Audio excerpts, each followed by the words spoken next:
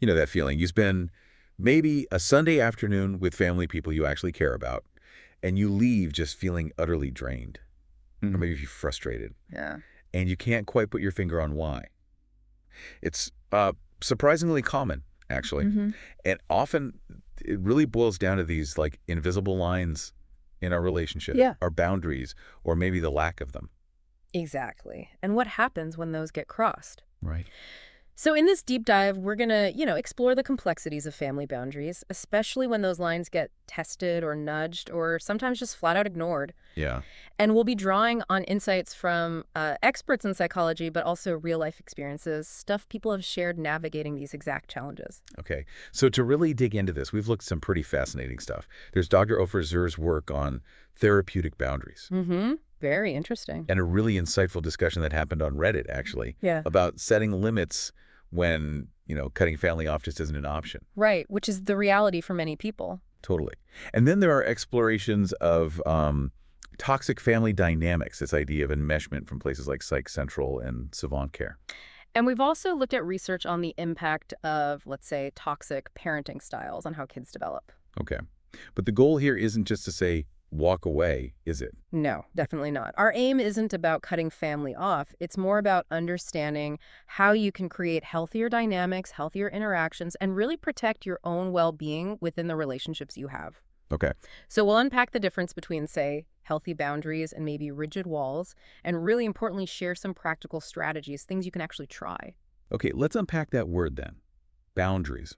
We keep saying it, but what are we really talking about? Well, fundamentally, boundaries are the limits, the rules, you could say, that you set in your relationships. Okay. They basically define what treatment, what behaviors are acceptable to you. Savant Care and others point out they help you define your personal space, physical and emotional space. They help you articulate your needs and sort of set expectations for how you want people to treat you with respect.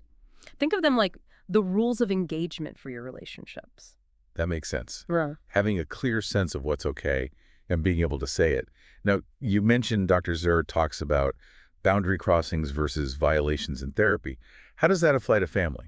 Yeah, that's a really useful distinction. So in therapy, Zur points out that ethics codes don't forbid all crossings. Like maybe a therapist offers a brief, comforting touch in a crisis or accepts a very small gift. That's a crossing. Okay. It's the violations actions that are exploitative that actually harm the client. Those are the big ethical no-nos. Right. Now, applying that to family, think of a crossing as maybe someone offering unsolicited advice when you just wanted them to listen. A bit annoying, maybe, but perhaps not intentionally harmful. Okay, I get that. A violation, though, that's more like someone consistently ignoring your direct request for privacy, or maybe using guilt trips to manipulate you. That really undermines your autonomy. So the difference is often intent or impact. It's often a mix, isn't it? It's about the perceived intent, definitely, but also the power dynamics in the family, the history you have. Does this happen all the time? Does it feel disrespectful? It's less about the single act sometimes and more about the underlying message it sends about your value. Gotcha.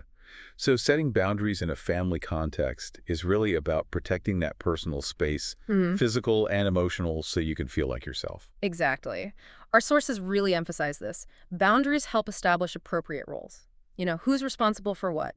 Where does my responsibility end and yours begin? They create that necessary space between people, which is just crucial for respect, for autonomy, and for feeling emotionally secure. Without them, it can feel like everyone's just emotionally tangled up. And why is that so vital? Why are boundaries so incredibly important, especially with family? Well, particularly if you're dealing with family members whose behavior is, let's say, difficult or even toxic, setting boundaries becomes fundamental. It's self-preservation. Sources like Savant Care really highlight how critical these limits are for protecting your mental health, your overall well-being, your sense of self. Okay. Without clear boundaries, you can easily end up feeling overwhelmed, maybe invaded. It leads to stress, resentment builds up, and it can really chip away at your self-worth over time. And interestingly, some research actually points to a link between having healthy boundaries and, well, less stress and more satisfaction in your relationships generally. Okay. This brings us to that idea of toxic family dynamics. What are some of those, like, real red flags, behaviors that tell you boundaries aren't just nice to have, they're essential? Yeah, the sources paint a pretty clear picture. Think about things like emotional manipulation, Right. guilt trips, playing the victim to control you. Oh, yeah. Constant criticism is a big one, where flaws are always pointed out, but achievements are ignored or minimized. Mm-hmm. Intrusive behavior, ignoring your need for privacy, prying, feeling entitled to know everything about your life. Then there's that victim mentality we mentioned, always avoiding responsibility, expecting others to fix everything. Okay. And of course, more overt stuff like verbal abuse, angry outbursts that seem totally out of proportion, threatening language. Yeah. Headspace also mentions the four horsemen: criticism, contempt, defensiveness, stonewalling. Maybe not always outright abuse, but definitely signs of a toxic dynamic that just erodes connection. You mentioned enmeshment earlier. That sounds like a really key concept here when we talk about family boundaries. Right. What exactly is enmeshment? Right. Enmeshment is a specific family dynamic where the emotional boundaries between people are really blurred or just lacking. Okay. As Psych Central describes it, individuals become emotionally fused. Hmm. It's not healthy interdependence. It's more like everyone feels everyone else's feelings too intensely. Like you said, everyone wearing the same emotional sweater. Exactly. If one person's anxious, everyone feels anxious. Roles get confused, expectations get tangled. There's often this unspoken belief that one person has the right to dictate another's thoughts or feelings, maybe even their identity. Wow. Okay, so what are the signs then? How would you know if a family dynamic is leaning towards enmeshment? Well, you often see that real lack of clear emotional and physical boundaries. Hmm. People might constantly put others' needs way ahead of their own. Hmm? Feeling responsible for everyone else's happiness is a big one. Feeling intense guilt or shame if you want space or if you make choices that don't fit the family mold. Yeah. You might see parents whose self-worth seems totally tied up in their kids' success. Oh, interesting. Also, maybe oversharing really personal stuff within the family, creating weird dependencies. Parents may be treating kids like confidants, sharing adult problems. Right, blurring those roles. Definitely. Difficulty saying no, having a weak sense of who you are outside the family, absorbing others' emotions like a sponge. These are all pretty common signs. And how does this connect to codependency? We hear that term sometimes too. Yeah, they often go hand in hand. The source on codependency clarifies they're slightly different, but enmeshment can really create the perfect conditions for codependency to develop. How so? Well, think of it like this. Enmeshment fosters that intense emotional reliance. So, in codependency, your own sense of well-being becomes excessively dependent on someone else's mood or approval. Okay. The underlying feeling is often something like, because I feel what you feel so strongly, I must be responsible for how you feel, so I can only be okay if you're okay. Wow, that really clarifies why setting boundaries, especially in these dynamics, is so important, but also why it must be incredibly hard to actually do. Absolutely, you've hit the nail on the head. There are some really common, deeply ingrained obstacles. Like what? Guilt and obligation are huge, Yeah. stemming from cultural ideas, family expectations about loyalty, always putting the family first, even if it harms you. Yeah, that pressure is real. Then there's fear of confrontation, just dreading the argument, the backlash, the uncomfortable feelings, so people avoid it. Makes sense. And also, sometimes just this persistent hope for change. You keep thinking maybe this time they'll understand or maybe they'll change. So setting a boundary feels premature or even mean. Right, holding out hope. Exactly. And if there's that long history of enmeshment we talked about, those patterns just feel so normal, even if they're harmful. Breaking free feels almost impossible, like navigating without a map. Okay, so we've really unpacked the why boundaries matter, why it's so tough. Let's shift now to the how. What are some really concrete strategies for setting and maintaining boundaries, especially when cutting contact isn't the goal or isn't possible? Right. The absolute first thing, the most crucial shift in thinking, emphasized everywhere from Reddit to the expert sources, is this. Setting boundaries is about controlling your actions and your responses. Ah, okay. Not about trying to force them to change. Exactly. Because you can't, ultimately. You can only control yourself. That's a really key mindset shift. Yeah. Okay, so what are the actionable steps? First, you really need to identify your boundaries. Seriously, take some time for honest reflection. What are your core values? What do you actually need in these relationships? What specific behaviors just feel unacceptable or harmful to you? Okay. And pay attention to your feelings, that nagging guilt, the resentment that keeps bubbling up, feeling unappreciated. Those are often huge clues that a boundary is being crossed or needs to be set. Right, those feelings are signals. Got it. So identify them first, then what?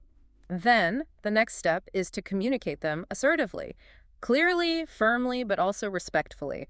Using I statements is usually much more effective. Can you give an example? Sure, so instead of saying, "You always criticize my choices," which sounds like an attack. Yeah, puts them on the defensive. Exactly. Try something like, "I feel hurt and unsupported when my choices are criticized. What I need is to feel respected in my decisions." See, it focuses on your experience and your need. That feels much less confrontational. Yeah. More about expressing yourself. Precisely. And another good tip, especially if this is new for you, is to start small. Don't try to fix everything overnight. Pick one specific area, one boundary, and focus your energy there first. Okay, don't bite off more than you can chew. Right. And there was this interesting method mentioned on Reddit, the ask, tell, make approach. Ask, tell, make. Okay, what's that? First, you calmly ask the person to change the behavior. "Could you please not interrupt me?" If they don't respect that, you tell them the boundary and the consequence. "I need to finish my thoughts. If I continue to be interrupted, I'll need to end the conversation." Okay. And then this is the critical part. You make them respect it by actually enforcing the consequence every single time. That last step, the enforcement, that sounds like the really hard part. It absolutely is. Because setting a boundary without enforcing it, it just feels like a suggestion to the other person. You have to follow through. Right. If you say you'll leave if they yell, you have to leave when they yell. Inconsistency just weakens the boundary. It tells them they don't really need to take it seriously because you might give in next time. So what are some practical examples? How do people actually enforce these things in the moment? There are quite a few ways. Really depends on the situation. Like if someone keeps interrupting after you've asked them to stop, you could say, "Please stop." If it continues, maybe, "Okay, I'm going to step away now," and then physically leave the room or end the call. That's enforcing it. Okay. Or maybe you choose to ignore certain behaviors, especially if they feel attention-seeking. If someone keeps showing up unannounced after you've asked them to call, Yeah. your consequence might be just not answering the door Oh, okay. or limiting time spent together. Using gray rocking, becoming really boring and emotionally unresponsive when they try to provoke you. Gray rocking, like being a gray rock. Exactly. You give minimal, unemotional responses. Makes you less interesting to engage with in that negative way. The key is deciding the consequence beforehand, making sure it's something you can and will do, and then doing it consistently. It sounds like you definitely need to brace yourself for some pushback, though, right? Oh, absolutely. Expect it. It's really important. When you change the rules of the relationship, especially if someone benefited from the old rules, Yeah. they're likely to test the new limits. You might get guilt trips, anger. Maybe they even escalate things to try and get you to back down. So what do you do then? You have to stay consistent, even when it's hard. Giving in just once sends the message that the boundary isn't firm. It undermines all your previous efforts. Okay.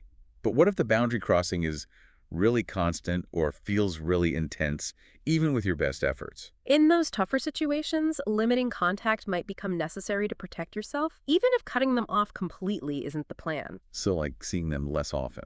Yeah, maybe shifting from weekly visits to monthly calls, or keeping interaction shorter. You always have control over how much access someone has to you, to your energy. That's empowering to remember. It is, and it's also really important to recognize they might not change. You might do everything right, and they still might not respect your boundaries. So then what? Then your focus has to shift purely to managing the situation for your safety and well-being. Self-protection becomes the priority. This all sounds like it takes a lot of emotional energy. What about support? Crucial, absolutely essential. Prioritizing self-care isn't selfish, it's necessary fuel. Nurture yourself mentally, physically, emotionally, whatever recharges you. Okay. And definitely seek support. Talk to trusted friends, maybe other family members who get it.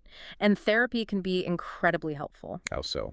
A therapist provides that safe space to process everything, develop coping strategies, build resilience, and just get guidance navigating these really complex dynamics. We focused a lot on the here and now, the relationship dynamics. Yeah. But one of the sources mentioned the longer-term impact, Yeah. especially of toxic parenting on kids. Can you touch on that? Yes, that's such an important layer.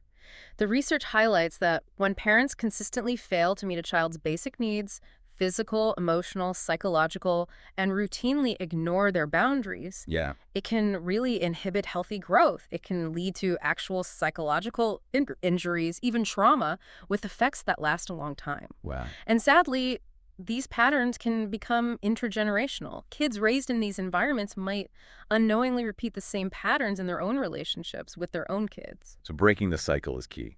It really is. These patterns often run deep, kind of like invisible scripts we follow without realizing it.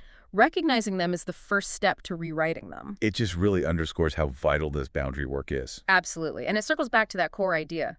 Setting boundaries, as tough as it feels sometimes, is fundamentally an act of self-preservation, Yeah. self-respect. It is not selfish to prioritize your well-being, to define how you want to be treated. It's about reclaiming your identity, your autonomy, making sure you get the basic respect and kindness everyone deserves, especially from family. So as we wrap up this deep dive, what's one final thought you want to leave people with? Something to mull over. Okay, consider this. What's just one small, manageable step you could realistically take this week, maybe even today, Okay. to either identify a boundary you need or maybe communicate one you already know about more clearly? Just one small thing. And then think about how even that tiny shift might start to impact your interactions, your peace of mind. That's a really powerful, practical takeaway. Thank you so much for digging into this with me today. I really hope this has given you, our listeners, some valuable insights and maybe some concrete strategies to think about. Yeah, and we really encourage you to keep exploring these ideas, reflect on your own relationships. And please, if you're facing really significant challenges, remember that seeking professional support therapy, support groups, can be an incredibly helpful and empowering step. Absolutely. Ultimately, remember that healthier family relationships are possible. And learning to set and maintain healthy boundaries, that's often a crucial and really courageous first step on that path.